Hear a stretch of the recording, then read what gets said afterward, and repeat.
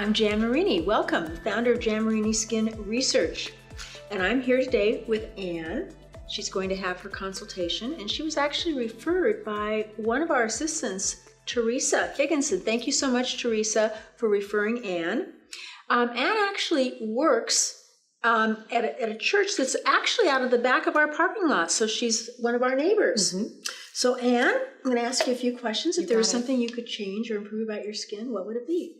Well, outside of defying the aging process, honestly, the fine lines, the wrinkles that are coming across the forehead, around the eyes, and of course now with the collagen loss and the aging process right around the upper lip. And I'd rather have my age be defined not by the rings around my neck and in the décolleté has been a real issue in the aging process. Okay, anything else you can think of? That would be it, actually. And anything, you're happy with the texture of your skin? You know, I think I'm seeing some spotting from sun damage. Okay. So some brown discoloration? Mm-hmm. Some discoloration, yeah.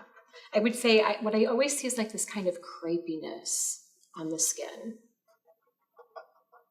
Okay.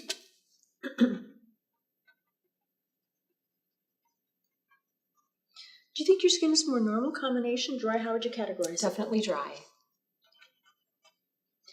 And when you say dry, do you mean dry everywhere? So it's not everywhere. Okay. It's everywhere. Okay. Have you been a smoker?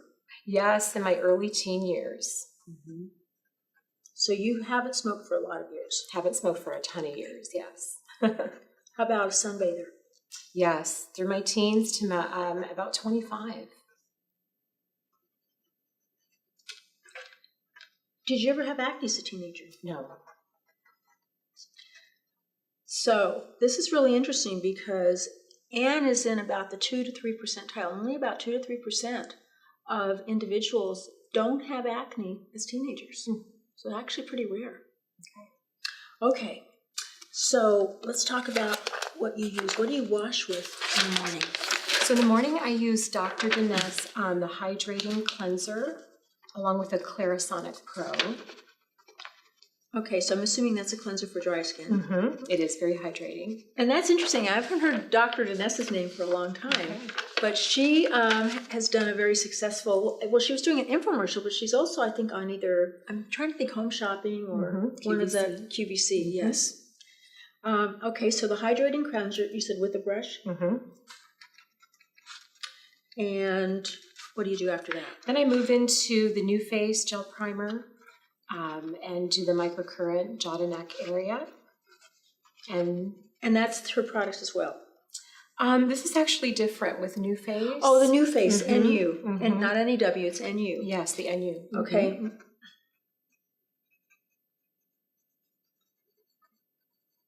And then what do you do after that? The Perricone MD DMAE firming pads. And then finish up with the Face Finishing Moisturizer and the IT Anti-Aging Armor SPF. Okay. So the Perricone MD DMAE firming pads, so when you say firming pads, is this something you rub on your face? I do. Okay. And then after the firming pads, then you do what? I use the Face Finishing Moisturizer from Dr. Perricone. Mm-hmm. And then I apply the IT technology, 50 UVA, UVB. Kind of acts, they call it an anti-aging armor, so primer as well as skin protection. Okay. And do you know if it's broad spectrum? That's a good question. I see that it's SPF, FPS, and UVA, UVB. If you could break down that technology for me. Well, that's a good question. So I'm kind of thinking of how I want to phrase this. Yeah. So first of all, when you see an SPF factor, sunscreens, number one, are over-the-counter drugs. Okay. So they're highly regulated by the FDA. It's just that they're not prescription, but they're still considered drugs. And that's why you can make certain aging claims about them. Okay. In the U.S., the SPF factor only applies to UVA. Okay. In Australia, for example, they have a double rating system. They have a UVA and a UVB rating system.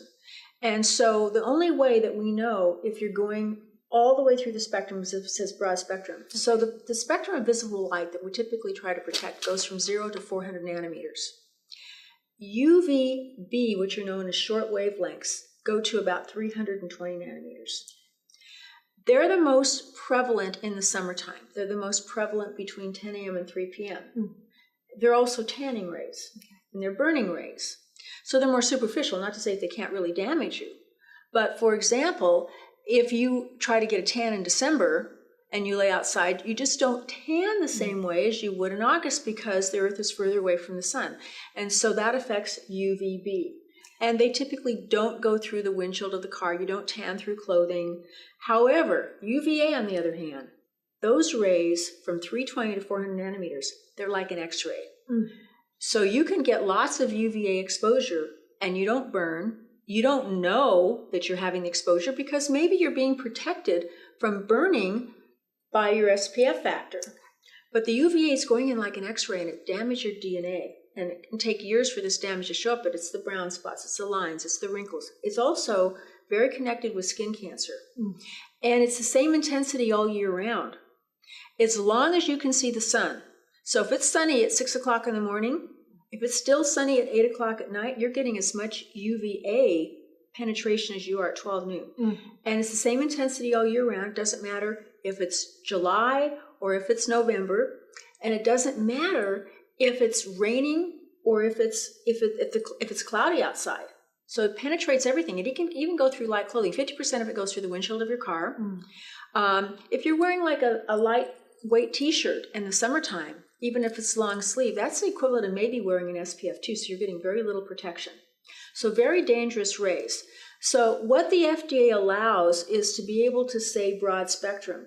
And they've come up with a new monograph that within that broad spectrum range, there are levels of protection or levels of rating as to whether or not you have the highest level. So for example, our sunscreen has the highest level. These sunscreens legally have to be judged by an outside lab. They have to be tested. So this is a lab that is FDA approved, and it goes through a testing process. They don't know what they're testing. They don't know what the brand is necessarily. They don't know whether they're testing a physical block. They don't know whether they're testing a chemical block. It's all about whether it or not is able to protect you to a certain level. So you really want to read these labels, and you really want to understand what the protection you're getting, because you could be wearing an SPF 100 and not be getting the correct protection.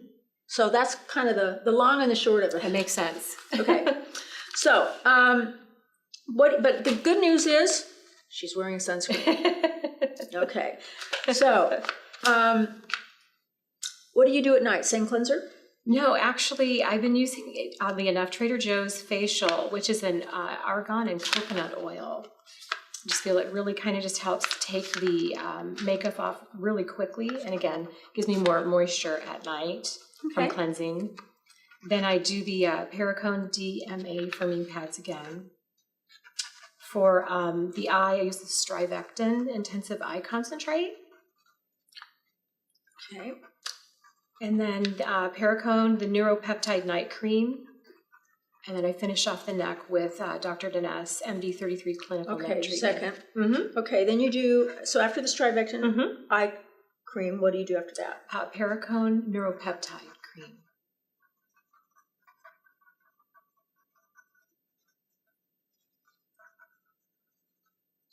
And what do you do after that? The Dr. Deness MD33 Clinical Neck Treatment.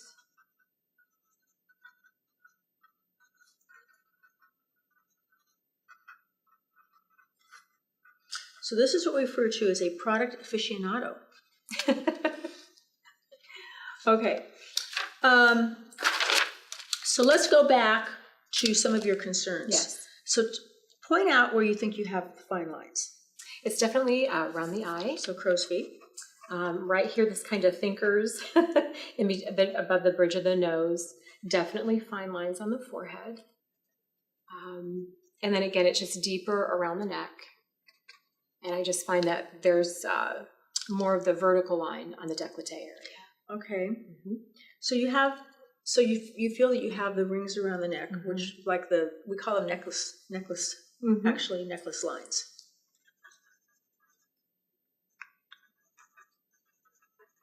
And you have some on the décolleté.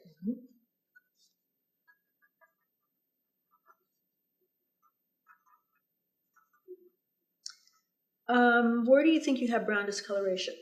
I'm noticing just spots around the jaw and then on the neck area, right in through here, underneath the jawline.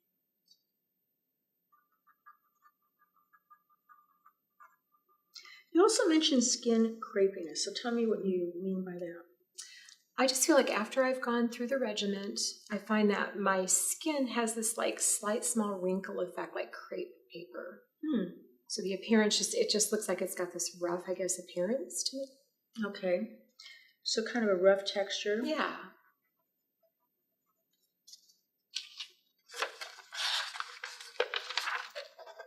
I'm making notes.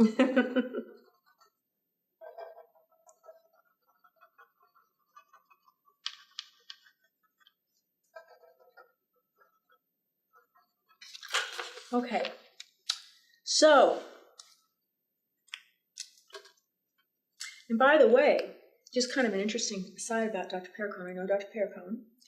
And years ago, I actually had a company, MD Formulations, MD Forte. It was the first glycolic acid company, came to market around 89, going into 90, and it was really unique for a number of reasons, but one of them was that I made a decision I was going to primarily sell out of doctors' offices, which doctors were not doing it at that point. It was really challenging. But I brought on my board of directors Nicholas Perricone. Nice. And we actually did quite a bit of research together back then. And that was before he had a product line and before he kind of went down that road. But very bright man. Okay, so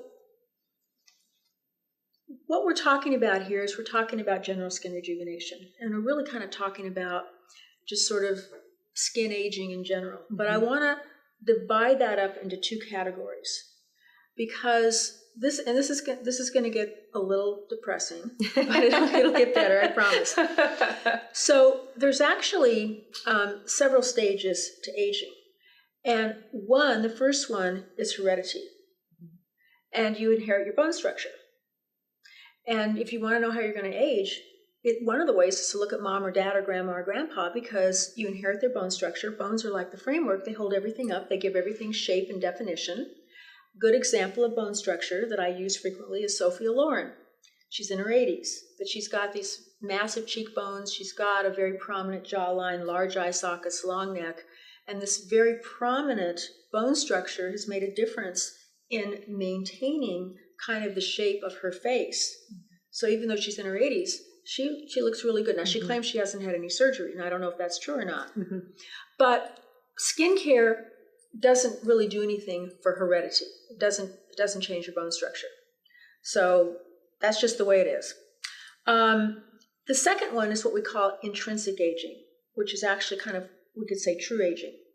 So intrinsic aging, to give you some examples, by the age of 60, roughly 80% of all females will lose the show of upper teeth. And when you look at a fashion magazine, you see a model that's not even smiling broadly, and you see her upper teeth, you see a well-defined vermilion border, the lip is kind of upturned, and that's considered very youthful. As we age, as an example, the platysma muscle, the big muscle in the neck, pulls down, takes the corners of the mouth with it, and the lip itself actually elongates. It gets longer, and it begins to flatten and turn under. And doctors have you've heard me say this before, doctors have a very nice name for this, horse lip. Everything elongates. Even earlobe is about 1/3 of a centimeter in men, a little bit less in women. Some people think that the nose keeps growing. That's not true. But your nose, if it's prominent to begin with, can actually droop, and it looks like it's elongated. Plus, it can broaden through the base, so that makes it look larger. You get into your 60s and 70s, you start to have bone resorption. And bone resorption doesn't just happen in your torso. You don't just lose bone mass there, but you lose it in the face. And so what happens is you just kind of have too much face for the bones. You don't have that same structure. And then females are particularly challenged because the most feminine feature of the female face, believe it or not, is the apple of the cheek. And as you lose volume, and about 50% of what we perceive as aging is losing volume. So you produce hyaluronic acid, but you produce less as you get older. It's a major constituent in volume. And so this should be the widest, highest part of the face. And as it moves down, it begins to flatten. You see a nasolabial fold. The jawline can become the widest part of the face. And also, the female face begins to look masculinized. So if you give males really high cheekbones, they tend to kind of almost look feminine. Mm-hmm. And as they age, they also become more masculinized, but we look at that as something that's kind of appropriate, like, oh, well, they look more rugged. Mm-hmm. So those are all things that really come under the heading of cosmetic surgery. And I'm not here to promote cosmetic surgery, but realistically, you can put cheek pads back up where they belong. You can move redundant fat around. You can clean up the jawline. You can clean up the neck, et cetera, et cetera. As depressing as that may sound, that is roughly 3 to 4% of the aging process. That's all.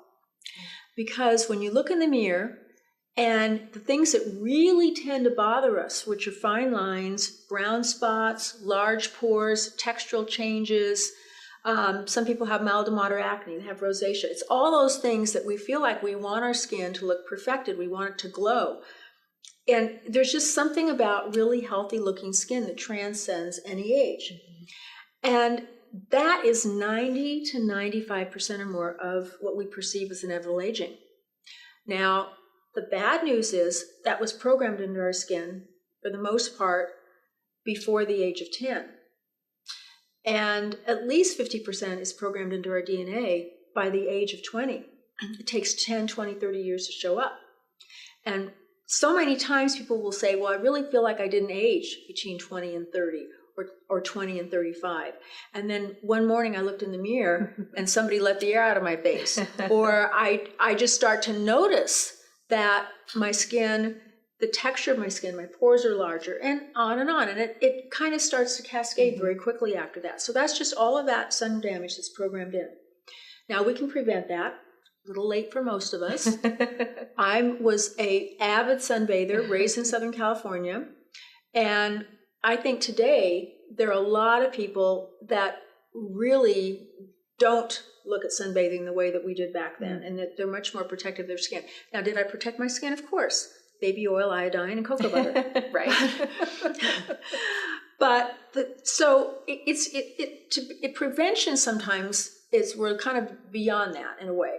But there's so much that we can do today to actually address the appearance of these things. There are topical agents that really can make a difference. And unfortunately, you can spend huge amounts of money on products. As a product researcher, I mean, I'm astounded sometimes at the cost of things that can't really do much for the appearance. But on the other hand, there is some really good data out there, and there are some good topical agents that have been shown that can make a very dramatic difference in the appearance of a lot of these issues. And we actually have studies in a peer-reviewed medical journal. Normally, you don't see skincare products in peer-reviewed medical journals. You see cancer drugs and you see emerging technologies. But we've actually had 5, soon to be 6. So the things that you really want to address, in my opinion, when we're talking about these kinds of common skin concerns, is number 1, resurfacing. And resurfacing is a term that I use that really addresses a lot of superficial imperfections. And so the appearance of the pore size, the texture size, you talk about kind of crepiness, making the skin look glowing, making it look hydrated, making it look just more poreless. And also being able to address some of the common skin concerns like mild to moderate acne or rosacea, discoloration, those kinds of things. So that's number 1. Number 2, we want to use topical agents that can help to reverse the appearance of some of that damage that you've seen throughout the years, and that's going to continue to emerge. And then we also want to be able to prevent things that you haven't seen yet. Okay? So that's kind of the tactic that we're going to take. And again, there's some things that can really make a dramatic difference in the appearance of these issues. Great. So today, what I'm going to do is number one, this one, here we go. Skincare management system, dry skin. I think this is the first time on YouTube that we've had somebody that actually is using the dry skin system. Okay. Almost the biggest category is combination. And even people who sometimes think they're dry, oftentimes they're not that dry because maybe they're not using things that really are hydrating their skin. But anyway, this is very similar to the other system. It's almost exactly the same. It just is that there's more emolliency to it, and there's a little bit different technology. So one of the things that always comes up is people want to know, well, how could I be on the same system as my friend? But we have different concerns. Because these topical agents are multitasking. And as an example, you're going to be using BioClear. In the normal combo system, it's in the form of like a serum. In here, it's a cream because her skin is dry. But it's glycolic, salicylic, and azelaic acid. So as an example, azelaic acid is sold by prescription for rosacea. It's also sold by prescription for mild to moderate acne. It's also one of the best resurfacing agents we've ever seen for those textural changes. And like you talk about the crepiness, but fine lines, those kinds of things. And it is just, you put it together with glycolic and salicylic, and there's probably more data on glycolic and retinoic acid, prescription retin-A, and retinol than any other topical agent in terms of skin rejuvenation and regeneration. I mean, there's just so much data. But it is an incredible resurfacing agent and incredible for the appearance of aging. There's also a lipid. We'll see, you've used DMAE before. DMAE is an ingredient that can really help the skin to look a lot more contoured, a lot more lifted, if it's in the right formula. And there's a hydrator in here that's going to be, I think, dramatically effective for your skin, and also the sunscreen. And the sunscreen is broad spectrum. It has the highest rating you can give a sunscreen. And if somebody were using the sunscreen and they were combination, it actually has the capacity to absorb the oil, but not the actives or the water. But in her case, because she's dry, it's going to leave her very soft, very silky, very glowing. Now, one thing I want to mention, and I kind of got ahead of myself here because I didn't talk about some of the issues that have to do with the fine lines around the eye area and the parenthesis lines, those kinds of things. Those are what are called dynamic muscle movement.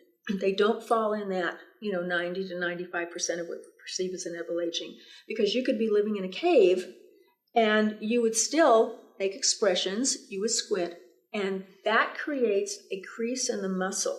So certain muscles get overused and other muscles are less active. And when you put the skin over that crease, you see it as a line. So that's Botox. Now, again, I'm not here to sell Botox, but realistically, we can soften the appearance of that. But it's dynamic muscle movement. So it's the forehead lines, parenthesis lines, it's these lines. And what happens with Botox is that it deactivates the muscles that are overworking. It doesn't deactivate the other muscles. So doesn't freeze your face. And once those muscles have relaxed, so to speak, the line goes away. And it lasts 3 months, maybe 4 months. Over time, it can last a little longer because sometimes the muscles start to atrophy a little bit. So that's the issue with those lines.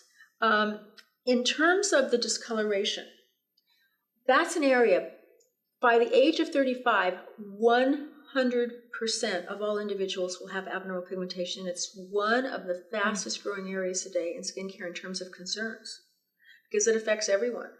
Now, I don't particularly have an issue with pigmentation on my face. I have a lot of other issues, but my shoulders or your arms or other areas. But for most people, it's the face. And a lot of times it also has to do with ethnicity. So it's not necessarily sun exposure, although that plays a major role. In your case, it's probably sun exposure. And typically what we use for the appearance of discoloration is we use something called tyrosinase inhibitors. Tyrosinase inhibitors are ingredients that interact with something called active tyrosinase, and active tyrosinase goes into the manufacture of pigment. And so it can help with the way that the pigment maybe is thrown off in terms of the appearance of the pigment. So that's one aspect. Hydroquinone, prescription hydroquinone, which is probably the best known tyrosinase inhibitor around, that's pretty much what it does. There's another issue that goes on, and this is why some people react more than other people. Some individuals can sit in a hot car and pigment, but it's how you react to the environment. It's how you react to the sun exposure. It's part of it is how much you've had, and part of it is your ethnicity, your genetics. And we all have a hormone that floats around. We pretty much have the same amount, even if you're a redhead that goes into the sun and all you do is you burn and you never tan, or you're somebody that maybe it just takes years for this pigmentation to show up. You do have more of it if you're pregnant on birth control pills. So we have to take that into consideration too. And so for the appearance of that, we have technology that can also help with the appearance of that, to help it to address that issue. And that can make a huge difference. And if you go on our website, you can see before and after pictures of individuals that in a very short period of time, when I was working on the product Luminant, I was astounded because I've worked with pigment lightening products for years, and I've never seen anything that worked this fast for the appearance of pigment. And even people that are just covered with freckles, they've had them since they were 3 years old. So, and the nice thing about the Luminate product is that it also has retinol in it. And again, retinol and retinoic acid, which is what is in the prescription retinoid products like Retin-A, there's more data on that in terms of the appearance of aging and what it can do for the skin, and even helping to reverse the appearance of some of this damage than virtually any other topical next to glycolic. So these are really tremendously effective anti-aging tools. Also, we have a technology for the neck area. Again, if you go to the website, a picture's worth 1,000 words. You can see that there's a definite difference in the contour of the neck. There's a definite difference in the texture, the nexus lines. You can take it down to the décolleté. And so it also helps with that area to make that area look a lot smoother, a lot fresher looking. The other thing that I'm going to give you, well, first of all, you're going to get an eye product. You're going to get Luminant Eye Gel. Wonderful. One of my favorites. But another product that is a favorite of mine is Cleanzyme and Skinzyme. I was writing, that's why I hesitated. So Cleanzyme and Skinzyme, that's a proteolytic enzyme. So again, the more resurfacing you can do of skin,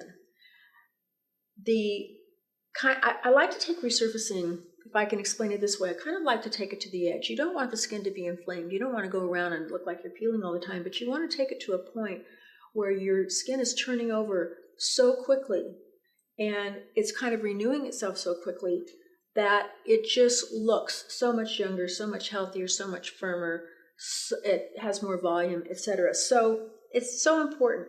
And the problem is that a lot of so-called exfoliators have either beads in them, even some of the brushes can create microscopic tears in the skin.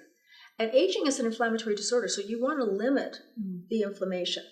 And the microscopic tears in the skin can aggravate acne, and it just can kind of aggravate everything in general, even though initially your skin feels very smooth. So Cleanzyme and Skinzyme have the ability to digest dead or diseased tissue without hurting normal living tissue. Wonderful. They know the difference. We have physicians that use this on skin after it's been lasered, when it's still not even healed, and it's 3 or 4 days out. And so it instantly is able to provide that exfoliation. But when you take it off, your skin just looks very glassy, very, very smooth. Nice. So I think that's something you're really going to enjoy. The other thing that I'm going to be thinking about your program for the future is I'm going to be looking at a product called Age Intervention Regeneration Booster, or we just call it Booster for short because that's a real mouthful. But that is really an astoundingly effective anti-aging product. And that's actually there's a study on it in the Journal of Drugs and Dermatology.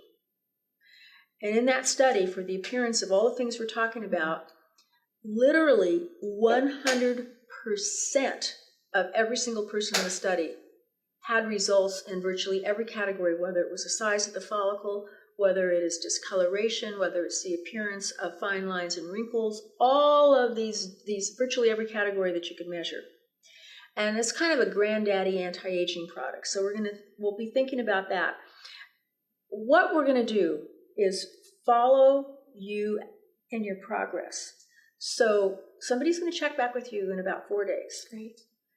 4 days is the average time when a person makes a decision whether or not they feel that the product is working, or they feel like it's not irritating their skin. And if you don't kind of adapt to the product or understand it or feel that, I guess you could say in a way that you've connected with it, it goes on a shelf. And that's why the average woman has over $600 in product in her bathroom that she doesn't use. And then I'm going to check back with you in about 2 weeks. And we generally don't have to make any adjustments, but if we have to modify your program, if there's something that we need to do to kind of adjust it a bit, because things change, lifestyles change, the seasons change. We're going into the summer now, so probably you're not going to be as dry as you would be in the winter. But also, even if you tell me a month or 2 months from now, Jan, my skin is the best it's ever been, there are things we can do to get it even better. Wow. So we'll keep working with you. Wonderful. Great. Do you have any questions? No, I just want to say thank you so much for Oh, being you're such so a great welcome. pioneer in the industry. Oh, Thank you. thank you. It makes me feel so good. You're welcome. Really appreciate it. Well, it's really important to me, and I always say this, but it's not about buying a product because somebody says it's going to make you feel good or smooth. You really want to think about, what is it I want to change or improve? And then pick technologies, pick products that can actually address those issues, that have some kind of data to support them, real data. Great. Because you can spend so much money on skincare that really doesn't do anything. So with that said, we're going to say goodbye for now. And please subscribe, and thank you so much for watching. Bye.